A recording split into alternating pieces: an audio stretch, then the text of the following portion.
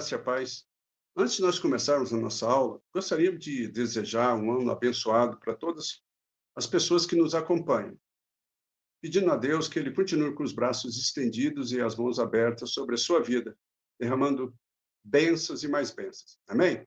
Então, no nosso curso básico de vida cristã, nós estamos no livro 11, Epístolas Paulinas 3, capítulo 8, 1 Timóteo, parte 2.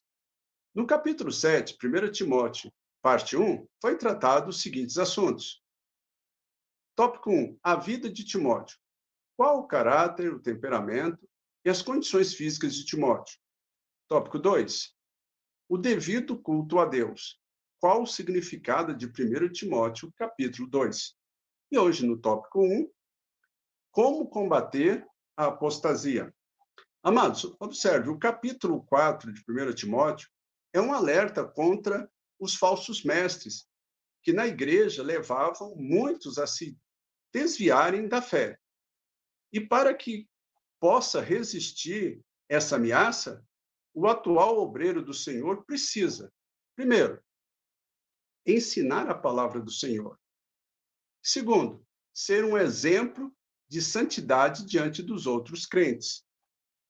Antes, Paulo já tinha predito que lobos penetrariam na igreja e afastariam os crentes da comunhão dos santos. Não tardou para que a sua profecia se cumprisse. Estes falsos mestres tinham abandonado a palavra de Deus e permitido Satanás cauterizar suas consciências. Isso está ali no versículo 2, depois você verifica.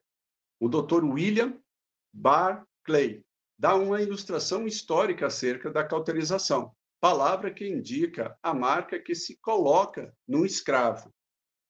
Os heréticos de Éfeso estavam ensinando uma falsa doutrina conhecida como gnosticismo, a qual propagava que o espírito era totalmente bom e que toda a matéria era totalmente má. Em Éfeso, esse ensino tinha resultado em duas interpretações enganosas. Primeiro, que a comida, sendo matéria, era, portanto, má. Por isso, acrescentaram muitas regras absurdas quanto à alimentação. E segundo, que o corpo era mau. Por isso, o homem não devia casar, pois reproduziria mais corpos humanos. Capítulo 4, versículo 3. No versículo 4, Paulo corrige este conceito errôneo, assegurando aos seus leitores que, quanto à alimentação, os animais são também criação de Deus e que podem ser consumidos como alimento, se aceitos com gratidão e oração. Paulo menciona também que Deus tem instituído o matrimônio e a propagação da raça humana, crescer e multiplicar. Assim, a fim de resistir ao ensino desses falsos mestres, Paulo instrui Timóteo a resistir seus ataques com um sábio ensino bíblico, está no versículo 6. Paulo continua dando 3 pontos deste ensino. Primeiro, alimentação na palavra. A capacidade de Timóteo para enfrentar este grande desafio procedeu de seus muitos anos alimentando-se da palavra de Deus. Deus, amado, deseja que o pregador seja ungido, não só na transmissão de sua palavra, mas também na preparação da mesma. É verdade que o Espírito Santo nos ensina e nos fará lembrar. Mas como é que o Espírito Santo pode lembrar um homem de algo que ele nunca aprendeu? Tá? Isso está no versículo 15 do capítulo 4, ok? Segundo, rejeição de fábulas profanas. Somos chamados para ensinar a palavra de Deus e não ficar discutindo com falsos mestres. Amém? Terceiro, procure exercitar sua alma como um atleta treina o seu corpo.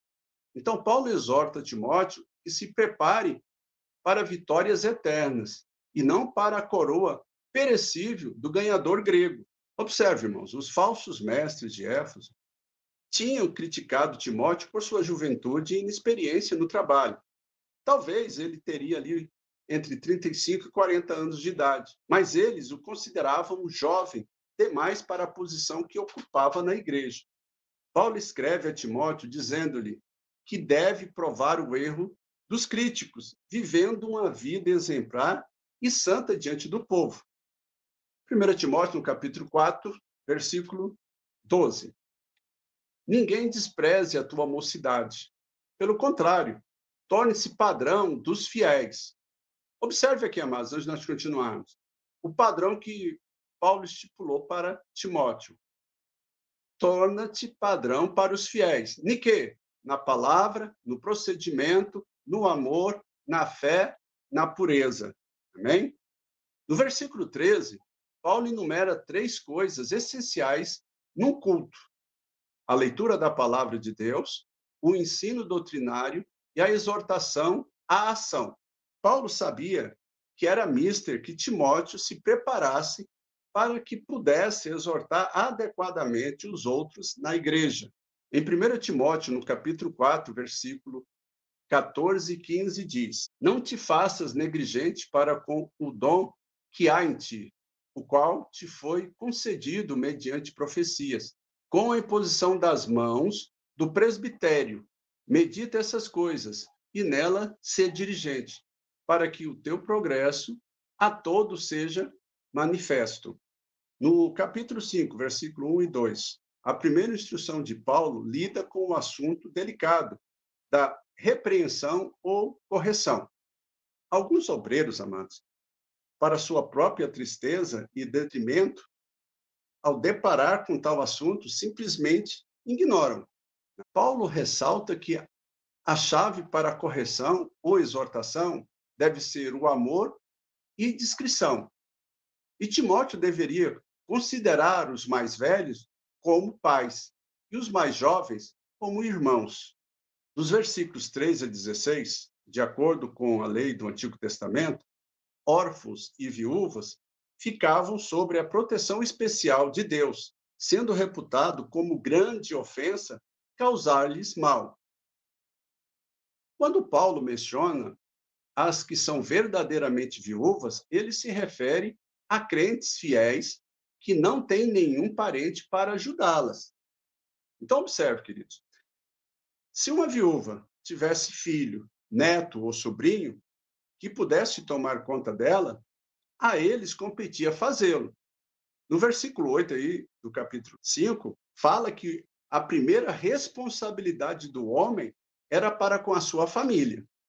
E aquele que negligencia sua própria carne é pior do que o descrente. Na igreja primitiva, todas as viúvas idosas e dependentes eram inscritos num departamento assistencial para fins de auxílio. As qualificações para serem inscritas eram: primeiro, idade mínima de 60 anos. Segundo, testemunho de boas obras. Terceiro, ter criado filhos, não obrigatoriamente seus próprios filhos. Quarto, ter exercitado hospitalidade. Quinto, ter lavado os pés dos santos. Sexto, ter socorrido a atribulados. Paulo aconselhou que seria melhor que as viúvas novas se casassem e criassem seus filhos, ao invés de se tornarem insatisfeitas e inquietas. Amém? Mas observe aqui um fato que é curioso. No século I, durante a colheita, os molhos de trigo eram colocados em fila no chão. E um boi, ou um grupo de bois, se movimentava para lá e para cá, por cima dos molhos, para separar o grão da palha. Né? E aí, a orientação era para não atar a boca dos bois, para que eles se beneficiassem, enchessem a boca de trigo enquanto trabalhavam. Amém? Aí vem a orientação de Paulo, nos versículos 17 e 18. Paulo ilustra o trabalho de um ministro e afirma que, se ele dá tempo integral ao trabalho do evangelho, ele é digno do seu salário. Amém? Dos versículos 19 a 22, nos diz que não devemos aceitar nenhuma acusação contra um ancião, a não ser por boca de 2 ou 3 testemunhas. Paulo também ordena que, se um obreiro for achado culpado, ele deve ser repreendido publicamente, já que o seu ministério é público. É importante que o público saiba que ele pagou por seu erro está no versículo 20, tá? Depois você verifica isso aí. E para nós encerrarmos a nossa aula de hoje, no versículo 22, Timóteo é novamente instruído a tomar cuidado com a ordenação de homens, e ao fazê-lo, somente após demorado estudo do assunto, para que não traga repreensão sobre ele mesmo ou sobre a igreja, né? Principalmente se for neófito na fé, recém-convertido. Amém?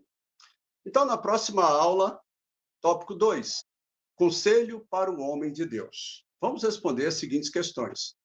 Quais as 3 descrições dos falsos mestres em 1 Timóteo, capítulo 6? Quais as 3 palavras que resumem a admoestação de Paulo em 1 Timóteo, capítulo 6, versículo 11 e 12? Amém, amados? Então, nós estamos voltando aos nossos estudos e esperamos que esse ano nós possamos aprender um pouco mais, né, da palavra de Deus. E não só aprender, mas praticar aquilo que nós estivemos aprendendo. Né? Que nós possamos cumprir a nossa missão, que foi dada por Jesus, de ir por todo mundo e pregar o evangelho. Então, esse é o objetivo de nós conhecermos e estudarmos. Que você esteja divulgando o canal, né? E apresentando esse canal para mais e mais pessoas. Amém? Se você gostou, deixe aí o seu like. Se você tiver alguma dúvida, vai ali nos comentários e deixa a sua questão, nós estaremos te respondendo. Que Deus abençoe a todos e até a próxima aula.